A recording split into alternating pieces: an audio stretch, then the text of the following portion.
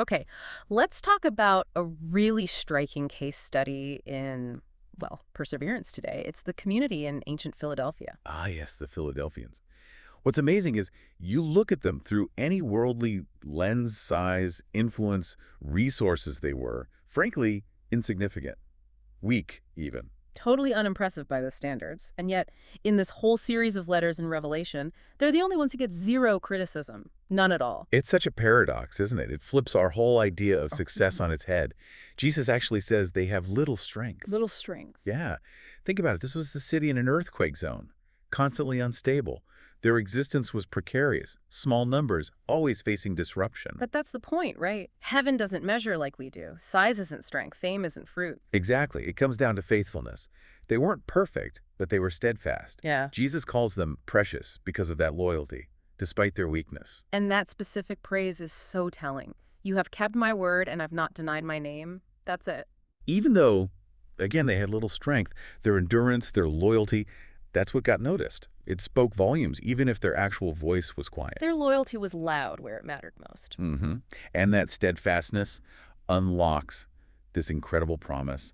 See, I have set before you an open door, he says, and no one can shut it. An open door. What does that really mean for them practically? It means access, opportunity, access to God, yes, but also, you could say, an unstoppable path for their mission, their purpose. No human authority, no earthly obstacle could block what heaven opened for them. That's huge. But still, that paradox. If their loyalty was so profound, why didn't it translate into, more visible influence in their own time? Don't you usually need a bit of clout? By human standards, sure, but maybe their influence wasn't about being loud. It was about being consistent. They didn't bend to the pressures around them, socially or economically. They just kept the faith. They kept the faith, simple, visible, unwavering. And maybe that quiet integrity was the key that unlocked that big open door. It must have cost them, though. Oh, absolutely. And we see that same principle, great faith with little strength, pop up elsewhere, don't we? It makes it less abstract. Definitely. Think about Corrie ten Boom. Right. The watchmaker's daughter in Holland during World War II. Exactly. No army, no political power, just her family and their home in Harlem. But what did they do? They hid Jews from the Nazis. Talk about little strength facing immense darkness. That took incredible courage, just sheer faithfulness to what they believed was right. It perfectly mirrors Philadelphia.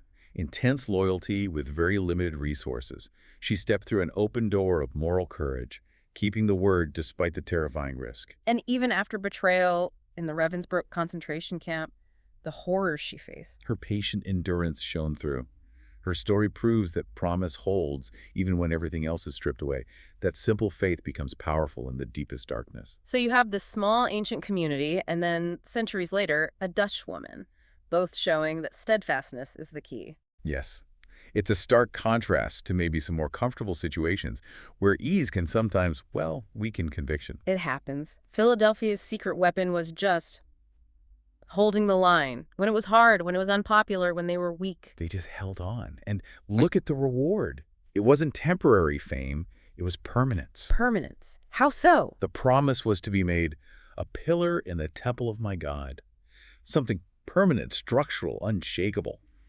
And a crown that cannot fade. Wow. So their endurance earned them an eternal place of honor. They couldn't be moved. Exactly. So when we boil it all down, the victory here, Yeah. it wasn't about avoiding pain or having massive influence. Not at all. It was the simple, ongoing choice. Just stay loyal, keep the faith, no matter what. That's a powerful takeaway. It really is. And it leaves you with a question, doesn't it? If this small, resource-strapped community facing real danger earned such high praise just through loyalty and endurance, well, how are you measuring success? How are you defining faithfulness in your own life, in your own work? Yeah. It certainly gives you something to think about.